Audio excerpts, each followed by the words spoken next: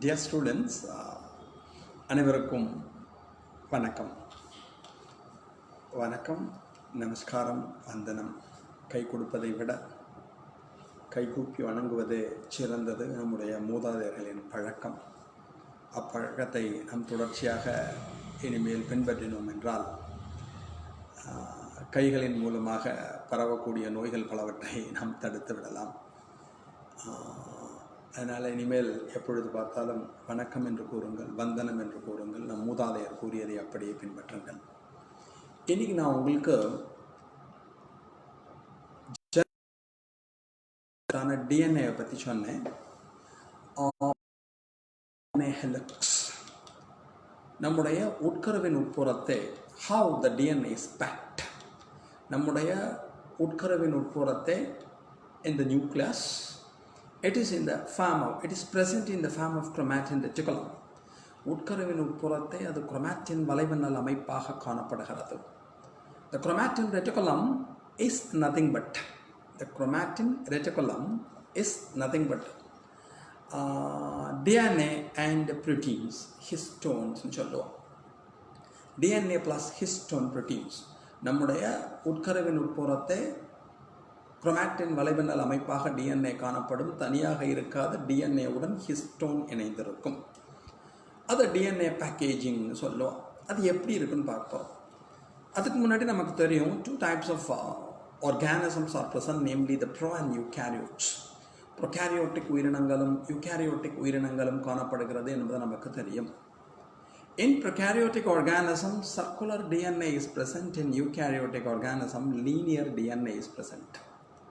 ப்ரொகாரியோட்டிக் உயிரினங்களை எடுத்துக்கொண்டோம் என்றால் வட்ட வடிவ டிஎன்ஏவானது காணப்படும். யூகாரியோட்டுகளில் இரட்டை சுழல் டிஎன்ஏவானது காணப்படும். டபுள் எலக்ஸ், லீனியர், நீண்ட இழை போன்ற டிஎன்ஏவானது காணப்படும். ப்ரொகாரியோட்ஸ் எடுத்துனோம்னா it is non histone bound. Histone புரதத்தினால் இணைக்கப்பட்டிருக்காது. யூகேரியோட் போன எல்லாம் histone bound. It is associated with histones சொல்லுவோம். பட் ப்ரோட்டீன்ஸ் இருக்கும். ப்ரொகாரியோட்லேயும் ப்ரோட்டீன்ஸ் இருக்கும். அப்புறம் எடுத்துட்டோம்னா well defined chromosomes are absent in prokaryotes. நன்கு கட்டமைக்கப்பட்ட குரோமோசோம்கள் ப்ரொகாரியோட்டுகளில் காணப்படாது. In eukaryotes well defined nucleus is present. மிகவும் மேம்பாடடைந்த தெளிவான உட்கருவானது காணப்படும். நமக்கே தெரியும், pro means primitive, carrion means nucleus. Organisms with an incipient nucleus or primitive nucleus is said to be prokaryote. தோன்றுநிலை உட்கருவனை பெற்றிருக்கக்கூடிய உயிரினங்கள் ப்ரொகாரியோட்டுகள் என்று அழைக்கப்படும். Organisms with a well-defined nucleus is said to be eukaryote. தெளிவான உட்கருவனை பெற்றிருக்கக்கூடிய உயிரினங்களை நாம் யூகாரியோட்டுகள் என அழைக்கிறோம். ப்ரொகாரியோட்டில் டெஃபினைட் நியூக்ளியஸ் இருக்காது. தெளிவான உட்கருவானது ப்ரொகாரியோட்டுகளில் காணப்படாது. அண்ட் டிஎன்ஏ ஸ்கேட்டர்ட் இன் த செல். டிஎன்ஏவானது செல்லின் சைட்டோபிளாசத்திலே விரவி காணப்படும். இந்த ஃபார்ம் ஆஃப் சர்க்கிள். சர்க்குலர் டிஎன்ஏன்னு சொல்லுவா, இன்சிபியன்ட் நியூக்ளியஸ்னு சொல்லுவா, பிரிமிட்டிவ் நியூக்ளியஸ்னு சொல்லுவா, தோன்றுநிலை உட்கருன்னு சொல்லுவா. DNA is negatively charged. DNA என்பது எதிர் மின்னேற்பு திறனை பெற்றிருக்கும், நெகட்டிவ்லி சார்ஜ்ட்.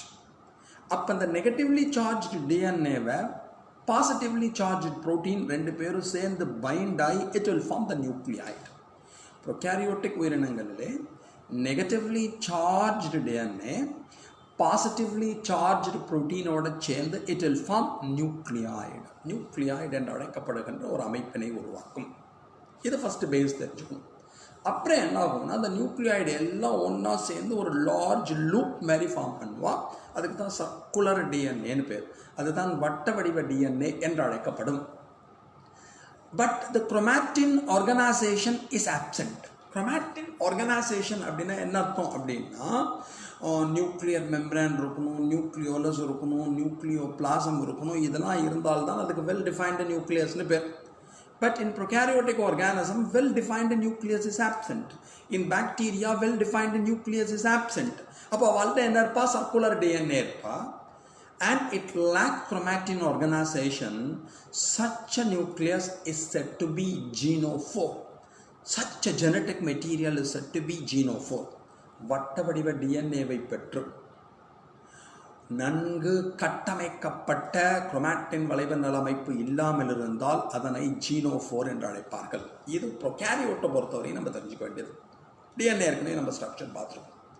பட் யூகேரியோட்டிக் எடுத்துனோன்னு வச்சுக்கோங்க, யூகேரியோட்டிக் ஆர்கானிசம்ஸ் எடுத்துனோன்னு வெல் டிஃபைன்டு நியூக்ளியஸ் இருப்பான்.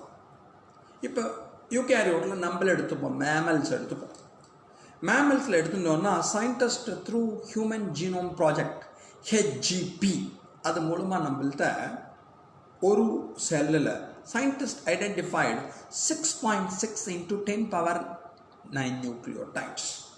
ஒரு உடல செல்லிலே in the somatic cells a scientist identified 6.6 into 10 power 9 nucleotides. In the gametic cell it is the end product of meiosis 3.3 into 10 power 9 nucleotides. இன செல்கள் குன்றல் பகுப்பிற்கு பின்னர் உருவாவதன் காரணமாக அதில் அவ கண்டுபிடிச்சிருக்கிறது 3.3 into 10 power 9 நியூக்ளியோடைட்ஸ். அப்புறம் நம்மளோட குரோமோசோம் இருக்கு பாருங்க போல, குரோமோசோம் அல்ல டிஎன்ஏ வச்சுக்கோங்க. ஏன்னா chromosomes are made up of DNA and histones. அப்போ என்ன ஆகும், நம்மள்ட்ட அந்த குரோமோசோம் ஃபார்ம் ஆகிறத வச்சுக்கோ. அந்த குரோமோசோம் மாதிரியே டிஎன்ஏவோட நீளம் நம்மளோட ஒரு செல் எடுத்துனோன்னா எவ்வளோ நீளம் இருக்கும்னு கண்டுபிடிச்சிருக்கா, 2.2 meters. அப்போ நம்மள்ட்ட எப்படி சார் இருக்கு. இப்போ நம்ம நியூக்ளியஸ்க்கு போனோம். நியூக்ளியஸ் உள்ள ஒரு ஃப்ளூயிட் இருப்பா, அதுக்கு நியூக்ளியோபிளாசம்னு பேர். அதில் ஒரு வலைபின்னல் இருக்கும். One network is present. இந்த network is said to be chromatin reticulum.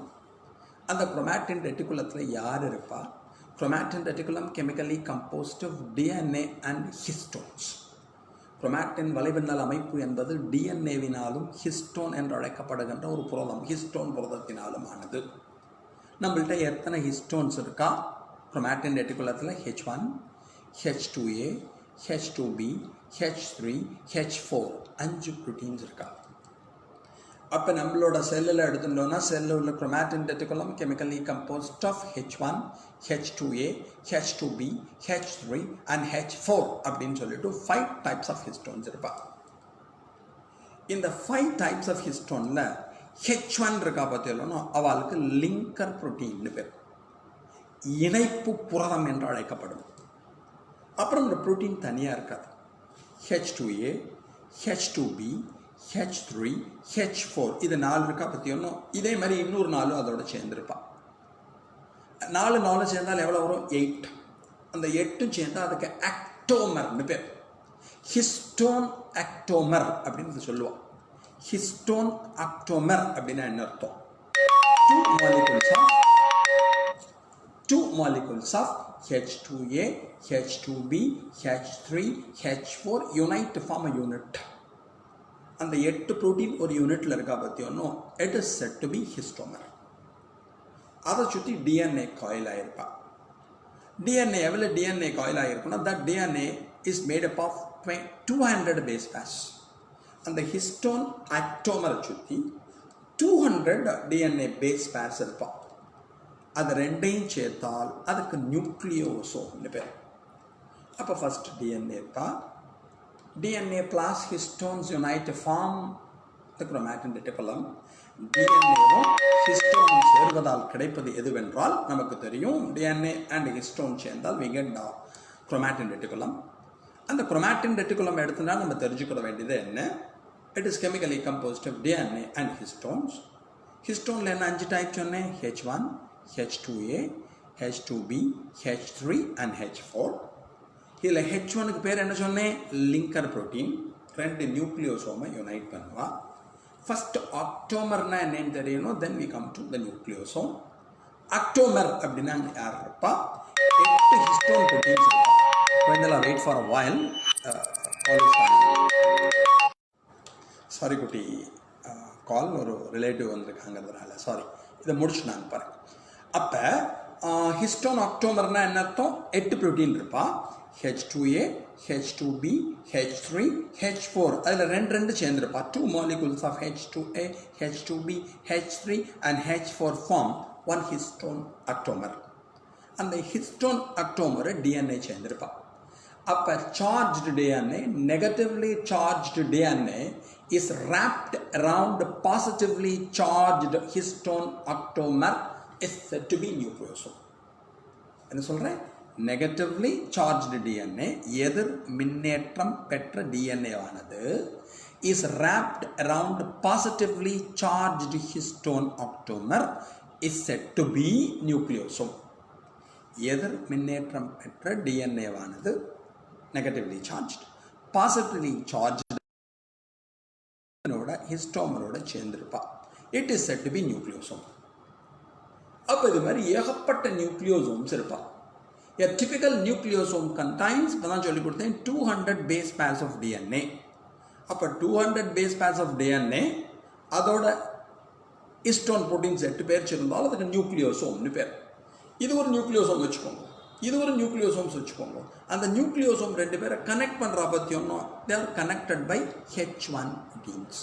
Histone 1 சொன்னேன் பாருங்களே, அவ 2 பேரும் யுனைட் பண்ணுவாங்கிறது ஞாபகம் வச்சுக்கணும். இது மாதிரி நிறையா பேர் சேர்ந்து சேர்ந்து சேர்ந்து சேர்ந்து சேர்ந்து ஃபார்ம் பண்ணிகிட்டே இருப்பான். அப்போ என்ன ஆகும்னா சொலினாய்டு அப்படின்னு ஒரு ஸ்ட்ரக்சர் ஃபார்ம் ஆகுது. What is solenoid?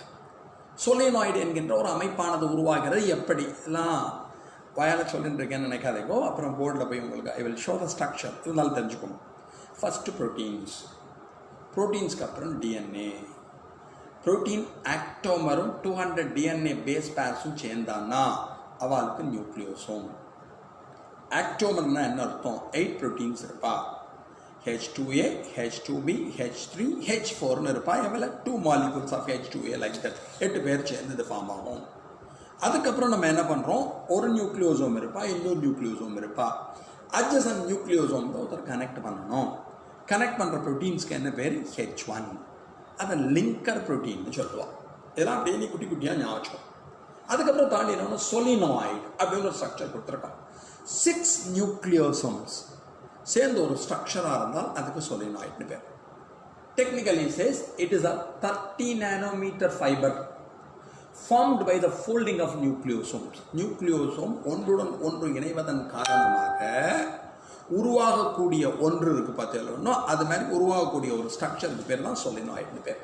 So it's a 30 nanometer fibre formed by the folding of nucleosomes. 30 nanometer lengthல ஒரு ஃபைபர் த்ரெட் நார் உருவாகும். அந்த நார் இருக்கு போறாங்க, இந்த நார் உருவாகிறது பார்த்தீங்கன்னா அதுக்கு பேர் சொலினாய்டுன்னு பேர். அதில் எவ்வளோ பேர் இருப்பா? Folding of nucleosomes. எவ்வளோ நியூக்ளியோசோம்ஸ் இருப்பா அந்த ஃபைபரில்?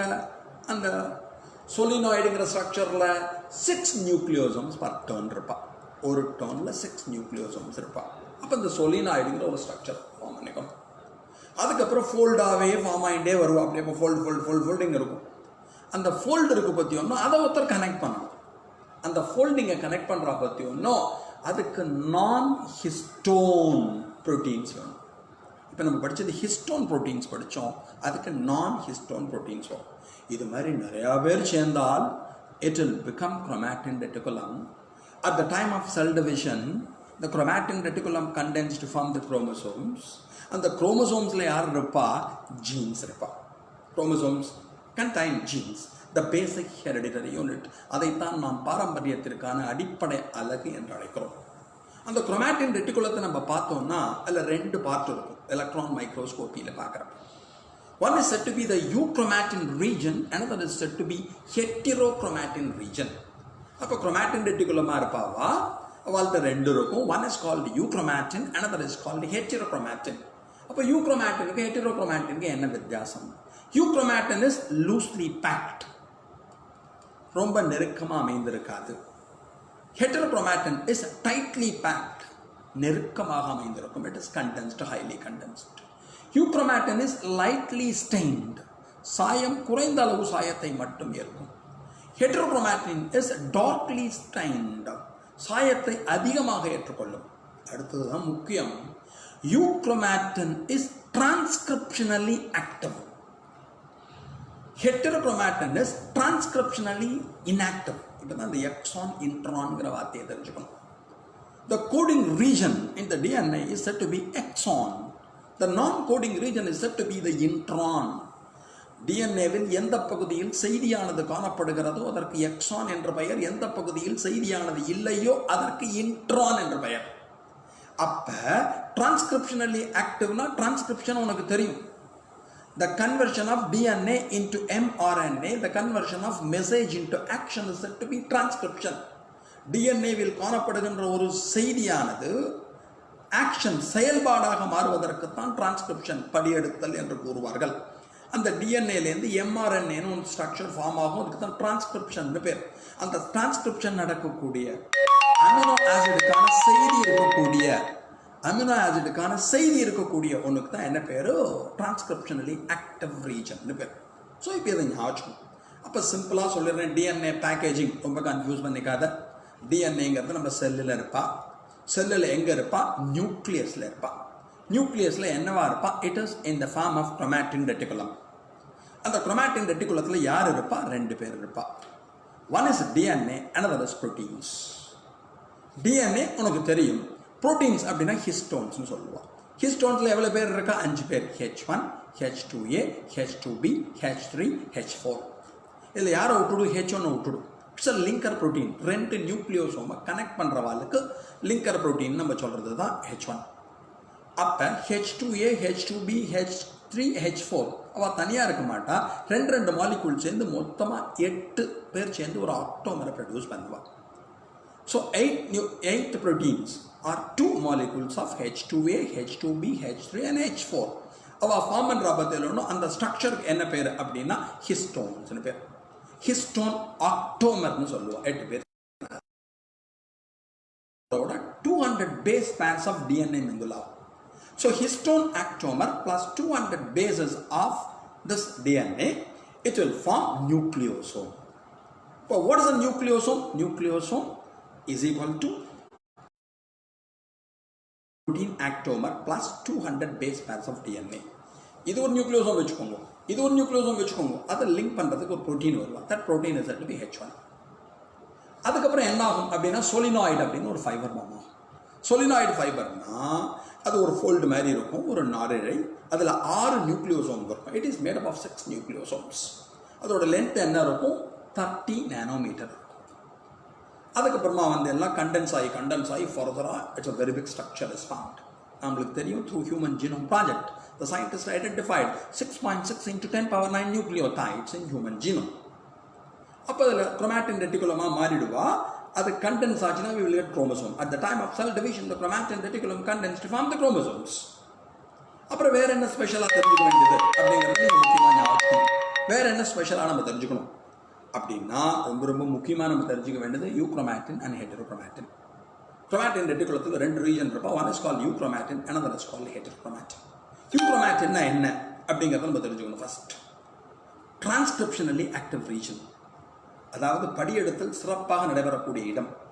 ஹெட்டரோக்ரோமாட்டின் எப்படின்னு எடுத்தோம்னா டிரான்ஸ்கிரிப்ஷனலி இன்ஆக்டிவ், படியெடுத்தல் என்பதில் பங்கேற்காது. இது லூஸ்லி பேக்ட், அதாவது ரொம்ப நெருக்கமாக அமைந்திருக்காது. இட் இஸ் டைட்லி பேக்ட், நெருக்கமாக அமைந்திருக்கும். ஸ்டெயின் இருக்கும், குறைந்த அளவு சாயத்தை ஏற்கும். திஸ் இஸ் டார்க்லி ஸ்டெயின்ட், அதிக அளவு சாயத்தை ஏற்கும். இதுதான் நம்ம பேசிக்காக தெரிஞ்சுக்க வேண்டியது. ஒரு நிமிஷம் இருந்தாலும் அந்த போர்டில் அந்த ஸ்ட்ரக்சரை மட்டும் காமிச்சு எல்லாம் கொஞ்சம் நீங்கள் அண்டர்ஸ்டாண்ட் பண்ணியிருப்பேன். I am not technically sound like you, அதனால் கொஞ்சம் ஒரு 1 minute அல்ல, ஃபியூ செகண்ட்ஸ் வெயிட் பண்ணு. You go to the board. Dear குட்டீஸ், see here, circular DNA present in prokaryotic organisms, linear DNA present in eukaryotic organisms. அப்புறம் உனக்கு சொன்னேன் proteins இருப்பான்னு சொன்னேன், அது ஹிஸ்டோன்ஸ்னு சொன்னேன். 8 பேர் சேர்ந்து it will form histone octamer. இந்த ஹிஸ்டோன் ஆக்டோமரோட யார் சேருவா? DNA bases சேருவா. சேர்ந்ததுக்கு அப்புறமா இந்த ஸ்ட்ரக்சர் இருக்கு பாருங்கள், இந்த structure is said to be nucleosome. This is said to be histone octamer. Histone ஆக்டோமர்னா இதில் இது மாதிரி 8 பேர் இருப்பா. இந்த லீனியர் டிஎன்ஏ ஹிஸ்டோன் ஆக்டோமர் சேர்ந்தால்தான் வி கெட் குரோமாட்டின் ரெட்டிகுலம். இந்த ஹிஸ்டோன் இருக்கா பாருங்களேன், அவளோட உங்களுக்கு டிஎன்ஏ சேர்ந்துருக்கும். அந்த டிஎன்ஏ சேர்ந்ததுக்கு அப்புறமா this is said to be nucleosomes. இது ஒரு நியூக்ளியோசோம் வச்சுக்கோங்க, இங்கே ஒரு நியூக்ளியோசோம் இருக்கான்னு வச்சுக்கோங்க. இந்த 2 நியூக்ளியோசோமையும் ஒருத்தர் லிங்க் பண்ணுவா. அந்த லிங்கர் ப்ரோட்டீனுக்கு தான் என்ன பேர்? H1 பேர். அப்படியே ஓடி வாங்கும். It is in the form of chromatin reticulum. இந்த குரோமாட்டினில் 2 ரீஜன் சொன்னேன். One is called heterochromatin, another is called euchromatin. இது டிரான்ஸ்கிரிப்ஷனலி ஆக்டிவாக இருக்கும், படியெடுத்தல் சூப்பராக நடைபெறும். This is transcriptionally inactive. இது லைட் ஸ்டைன்டாக இருக்கும், இது டார்க் ஸ்டைனில் இருக்கும். ரொம்ப முக்கியம், மறந்துடாதீங்க. இது லூஸ்லி பேக்டாக இருக்கும், இது டென்ஸ்லி பேக்டாக இருக்கும். ஓகேயா, இதுதான் இங்கே சொல்லியிருக்கோம். வேறு எதுவும் ஸ்பெஷலாக சொல்கிறதுக்கு இல்லை. இருந்தாலும் இதை கொஞ்சம் பார்த்துக்கோங்க. சீஹியா உங்களுக்கு மெட்டீரியல் தெரியறதுக்கு ப்ரோகாரியோட் எப்படி இருக்கும், ஜீனோஃபோர்னா என்ன, circular DNA lacks chromatin organisation, வட்ட வடிவ டிஎன்ஏவிலே குரோமாட்டின் அமைப்பு இல்லாமல் இருந்தால் அதற்கு ஜீனோஃபோர்னு பேர். யூகேரியோட் வரும். யூகேரியோட்டில் வர சமயத்தில் உனக்கு என்ன இருக்கும்னு சொன்னால் அதோட நோட்ஸ், ஹிஸ்டோன் ஆக்டோமர் யார் இருக்கா, நியூக்ளியோசோம்னா என்ன அப்படின்னு சொன்னேன். இதை பார்த்துக்கோ. கீழே உனக்கு டயக்ராம் சிம்பிளாக கொடுத்துருக்கேன். அப்புறம் இங்கே ஓடிவா, இந்த சொலனாய்டுன்னு ஒரு ஸ்ட்ரக்சர் கொடுத்துருப்பேன். சொலினாய்டுனா என்ன, it's a 30 nanometer fiber formed by the folding of nucleosomes. Each solenoid with 6 nucleosomes per turn and packed about 40 folds. Further folding requires NHC proteins, அதாவது non-histone proteins வேணும்னு சொன்னேன். அவ்வளோதான். இதான் நம்ம தெரிஞ்சுக்க வேண்டியது. ஓகேயா, கொஞ்சம் புரிஞ்சிருக்கும்னு நினைக்கிறேன். இதை கொஞ்சம் என்ன பாருங்க. இதெல்லாம் தெரிஞ்சால்தான் மாலிகுலர் பயாலஜியில் டிரான்ஸ்கிரிப்ஷன்லாம் நம்ம ஃபர்தராக படிக்க முடியும். ஓகேயா, இதான் தெரிஞ்சுக்க வேண்டியது குழந்தையெல்லாம். Thanks a lot. Have a nice day.